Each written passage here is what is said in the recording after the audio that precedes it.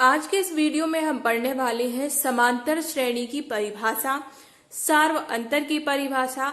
इसके साथ साथ समांतर श्रेणी की हम पहचान किस प्रकार करें कि दी गई कोई भी श्रेणी समांतर श्रेणी है अथवा वह समांतर श्रेणी नहीं है, या फिर वह किस प्रकार की समांतर श्रेणी है, वह किस प्रकार की समांतर श्रेणी है, वह परिमित है या फिर अपरिमित है। इसके प्रथम पद अंतिम पद क्या कहलाते हैं, पद क्या कहलाते हैं, सार्वंतर क्या कहलाता है, हम सब कुछ इस वीडियो में पढ़ने वाले हैं।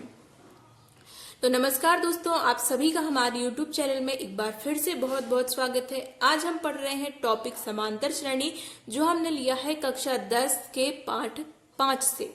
सबसे पहले आती है समांतर श्रेणी की परिभाषा। समांतर श्रेणी को हम AP से प्रदर्शित करते हैं, क्योंकि इसको हम लिखते हैं अर्थमेटिक प्रोग्रेशन, इसलिए हम इसको शॉर्ट फॉर्म AP से प्रदर्शित करते हैं। समांतर श्रेणी अर्थात संख्याओं की एक ऐसी सूची जिसमें प्रत्येक पद अपने पद में एक निश्चित संख्या जोड़ने पर प्राप्त होता है। समांतर श्रेणी क्या है? एक ऐसी सूची है जो प्रत्येक पद अपने पद में एक संख्या जोड़ने पर प्राप्त होता है। अब मान लीजिए आपके पास कोई एक बॉक्स है, ठीक है, आपके पास एक बॉक्स है, इसमें आपने इसी प्रकार का एक और बॉक्स जोड़ दिया, ठीक है। अब आपने एक बॉक्स, फिर आया आपका एक दोस्त और लाया तो आपने फिर जोड़ दिया, फिर आपका एक दोस्त और एक और बॉक्स ले आया तो आपने एक बॉक्स और जोड़ दिया। अब देखिए यहाँ पर पहले एक था, फिर कितने हो गए? 2। कितना बढ़ा? एक बॉक्स बढ़ा। फिर कितने हो गए? 3। फिर कितना बॉक्स बढ़ा? 1। देखिए यहाँ पर +1 हुआ, +1 यहाँ पर हुआ। अब ये फिर कितना जुड़ा? +1 यहाँ पर फिर हुआ। ऐसा तो नहीं है कि पहले एक जुड़े फिर 2 जुड़ गए फिर एक जुड़ा, ऐसा नहीं हो रहा है। पहले एक जुड़ा, फिर एक और जुड़ा, फिर एक और जुड़ा, और आगे भी इसी क्रम में जुड़ते जाएंगे। तो यही होता है कि निश्चित संख्या जोड़ने पर, एक निश्चित संख्या क्या है? 1। यही एक निश्चित संख्या जोड़ने पर यह सूची आगे बढ़ रही है। ये क्या है? बॉक्स की सूची है। पहले एक बॉक्स था, फिर 2 हो गए, फिर 3 हो गए, फिर 4 हो गए, ठीक है। तो ये कहलाती है समांतर श्रेणी। अगर हम संख्याओं में बात करें तो मान लीजिए हमारे पास संख्या है 2 में हमने, ये हो गया हमारा पहला पद, ठीक है। अब हमने 2 में जोड़ दिया 3, तो कितना मिला? 5। पहले था 2, फिर कितना हो गया? 5। तो पहला पद हो गया 2, दूसरा पद हो गया 5। अब देखिए हमने दूसरे पद में क्या जोड़ा है? 3 जोड़ा है। तो अब फिर से अब हम 5 में 3 जोड़ रहे हैं, तो हमें क्या मिलेगा? 5 और 3 8। ये हो गया हमारा तीसरा पद। अब चौथा पद प्राप्त करना है तो 8 में फिर हम 3 जोड़ेंगे, तो 8 और 3 कितने हो गए? 11। तो इस प्रकार से 5 धन 3 हो गए, 2 धन 3 5 हो गया। 5 में फिर 3 जोड़े तो 8 मिल गया, 8 में फिर 3 जोड़े तो क्या मिला? 11 मिला। इस प्रकार से क्या हो रहा है? +3 और +3।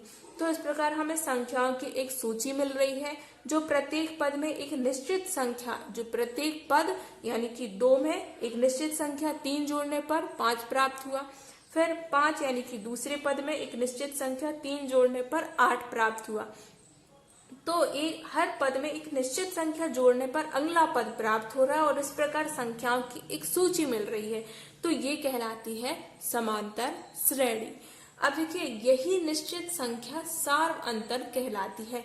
जो संख्या हम जोड़ रहे हैं, घटा रहे हैं, गुणा कर रहे हैं या फिर भाग कर रहे हैं, वो संख्या क्या कहलाती है? सार्वंतर। जैसे इस श्रेणी में कहे तो सार्वंतर कितना है? +1 है।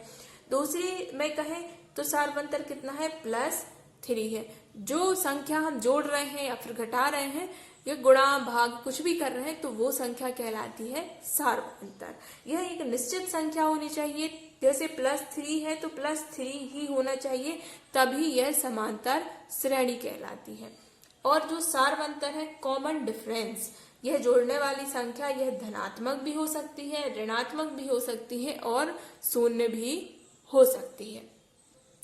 अब हम देखेंगे समांतर श्रेणी के प्रकार। समांतर श्रेणी 2 प्रकार की होती है। पहली होती है परिमित समांतर श्रेणी या परिमित AP, और दूसरी होती है अपरिमित समांतर श्रेणी यानी कि अपरिमित AP, जिसको हम लिख सकते हैं। अब देखिए जो परिमित समांतर श्रेणी होती है, परिमित एपी होती है, इसमें अंतिम पद होता है, अंतिम पद है, और अपरिमित में अंतिम पद नहीं होता, अंतिम पद नहीं है। परिमित समांतर श्रेणी में अंतिम पद होता है, जैसे कि लिखा है A B C D E. अब ये यहाँ पर खत्म हो गई। इसका पहला पद क्या है, ए क्या हो गया, पहला पद, ठीक है, और ई क्या हो गया, ये हो गया अंतिम पद। बट जो अपरिमित समांतर श्रेणी होती है ये इस प्रकार होती है, ए बी सी डी, इसके बाद आपको डैश डैश डैश डैश लगा मिलेगा। यहाँ पर पहला पद तो आपको पता होता है, पर जो अंतिम पद है वह पता नहीं होता। तो ऐसी स्थिति में जब अंतिम पद नहीं है तो वह कहलाएगी अपरिमित श्रेणी, और जिसमें आपके लिए अंतिम पद मालूम है वह कहलाएगी परिमित समांतर श्रेणी। आई होप आपके लिए सबको समझ आ गया होगा कि समांतर श्रेणी क्या होती है, परिमित समांतर श्रेणी क्या है, अपरिमित समांतर श्रेणी क्या है, सार्वंतर क्या है। अगर आपके लिए इसके बाद भी कुछ समझ नहीं आया तो आप हमें कमेंट करके पूछ सकते हैं, मैं आपके क्वेश्चन का आंसर देने का पूरा प्रयास करूंगी। इसके साथ ही हम चैप्टर 5 स्टार्ट करने वाले हैं, तो इससे संबंधित जो क्वेश्चन है वो हम इसके अगली वीडियो में लगाएंगे।